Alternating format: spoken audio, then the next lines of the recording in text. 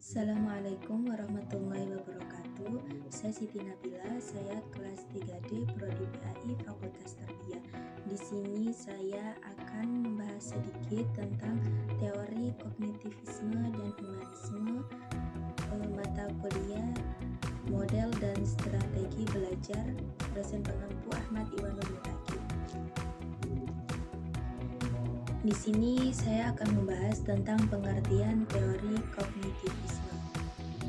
Kognitif adalah semua aktivitas mental yang membuat suatu individu mampu menghubungkan, menilai, dan mempertimbangkan suatu peristiwa sehingga individu tersebut mendapatkan pengetahuan setelahnya. Kognitif ini erat sekali dengan tingkat kecerdasan seseorang. Contoh kognitif bisa ditunjukkan ketika seseorang sedang belajar membangun sebuah ide dan memecahkan masalah. Dan setelah itu ada tokoh teori kognitivisme menurut beberapa tokoh, yaitu ada Jan Piaget, Jerome Bruner, Ausubel, dan Robert M. Beck. Yang selanjutnya yaitu teori kognitivisme menurut Jan Piaget. Jan Piaget beranggapan bahwa suatu perkembangan kognitif adalah sebuah proses yang terjadi secara genetik. Oleh sebab itu, proses genetik diyakini berdasarkan dari kondisi biologis seseorang. Dalam hal ini, kondisi biologis dapat dilihat melalui adanya perkembangan seseorang yang bertambah usia, maka susunan-susunan sistem sarafnya semakin kompleks, bahkan akan kemampuan yang dimiliki akan semakin bertambah. Jan Piaget mengatakan bahwa kemampuan berpikir dan berkekuatan mental dari seseorang anak yang berbeda usia, maka perkembangan intelektual secara kualitatif juga berbeda. Oleh sebab itu, Jan Piaget mengklasifikasikan perkembangan kognitif yang terjadi pada seseorang secara kuantitatif ke dalam 4 tahap. Yang selanjutnya yaitu teori kognitivisme menurut Jerome Bruner mengatakan bahwa seorang guru harus bisa memberikan kesempatan pada peserta didiknya agar bisa menjadi seorang yang bisa menyelesaikan suatu masalah, seseorang yang cerdas, seseorang yang menyukai sejarah, seorang yang pandai dalam bidang matematika, dan sebagainya.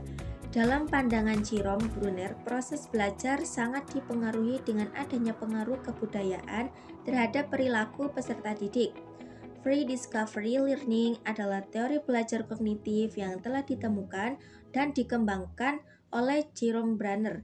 Ia menyatakan bahwa suatu proses belajar atau pembelajaran dapat berjalan dengan lancar dan kreatif apabila seorang guru dapat memberikan kesempatan pada peserta didik demi menemukan sebuah konsep, aturan, teori, dan pemahaman yang berkaitan dengan kehidupan. Yang selanjutnya yaitu teori kognitivisme menurut Ausubel. Teori belajar kognitif David Ausubel bisa dikatakan dipengaruhi oleh teori kognitif Jan Piaget. David Ausubel selalu mengaitkan konsep atau skema konseptual Jan Piaget terhadap cara untuk mendapatkan ilmu pengetahuan. Dengan kata lain, David Ausubel selalu meyakini bahwa penalaran deduktif bisa digunakan untuk mencapai suatu pemahaman konsep, ide, atau gagasan dan prinsip. Konsep teori kognitif David Ausubel mengutamakan kegiatan pembelajaran yang bermakna. Ia juga membagi belajar yang bermakna ke dalam 2 jenis, yaitu belajar bermakna meaningful learning dan belajar menghafal, yaitu rote learning. Yang selanjutnya ada teori kognitivisme menurut Robert.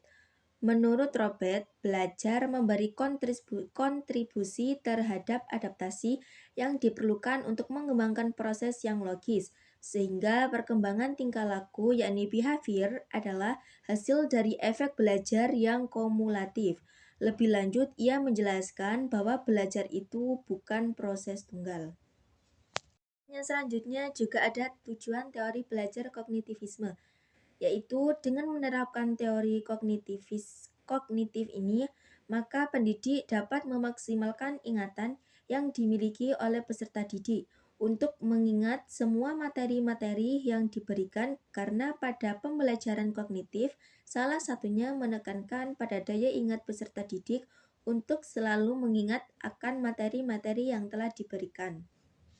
Selanjutnya ada teori humanisme. Pengertian dari teori humanisme adalah salah satu teori pembelajaran yang dilandaskan pada psikologi manusia. Teori ini memfokuskan pada pengembangan diri individu dengan cara yang sesuai potensi diri, mengamati dan menilai diri dari kacamata si pelaku. Teori ini mendorong seseorang untuk mengembangkan bakat dan potensinya hingga mampu mengenali dirinya sendiri. Yang selanjutnya yaitu pengertian teori humanisme menurut beberapa para tokoh. Teori humanistik menurut Arthur Combs, menurut seseorang pendidik dan psikolog asal Osio, pembelajaran merupakan suatu kegiatan yang dapat dilakukan di mana saja dan dapat menghasilkan sesuatu bagi diri seseorang. Baginya, seorang pendidik tidak diperbolehkan memaksa seseorang untuk mempelajari sesuatu yang tidak disukainya. Selanjutnya yaitu teori humanistik menurut Abraham Maslow. Menurut Abraham, hal terpenting dalam pembelajaran adalah proses untuk mengenal diri sendiri dengan baik, bagaimana kita menjadi diri sendiri di dalam prosesnya, dan menemukan potensi diri yang bisa kita kembangkan. Selanjutnya yaitu teori humanistik menurut Roger.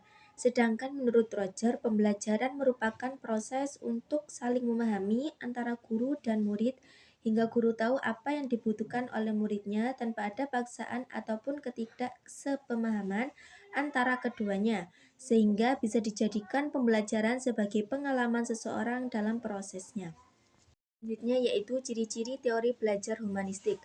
Menekankan pada proses aktualisasi diri masing-masing individu, yaitu yang merupakan hal penting yang menjadi fokus utama belajar, melibatkan peran aspek kognitif dan afektif, mengedepankan pengetahuan atau pemahaman individu, yang mengedepankan bentuk perilaku diri sendiri. Tidak ada yang lebih berhak mengatur proses belajar setiap individu selain dirinya sendiri. Tujuan teori belajar humanistik. Tujuan teori belajar humanistik merupakan aliran dalam dunia psikologi yang muncul pada tahun 1950-an. Dengan mengacu pada psikologi, seseorang humanistik memandang manusia sebagai manusia, makhluk yang hidup yang memiliki fitrah tertentu pada masing-masing individunya. Karena itu, teori humanistik memiliki tujuan untuk memanusiakan manusia, sehingga seseorang bisa mengenali dirinya sendiri dengan potensi yang ada dalam dirinya dan diharapkan untuk bisa mengembangkannya. Selanjutnya ada kelebihan dan juga kekurangan dari teori humanistik. Dalam teori ini terdapat kelebihan dan kekurangannya. Berikut beberapa kelebihan dari teori belajar humanistik.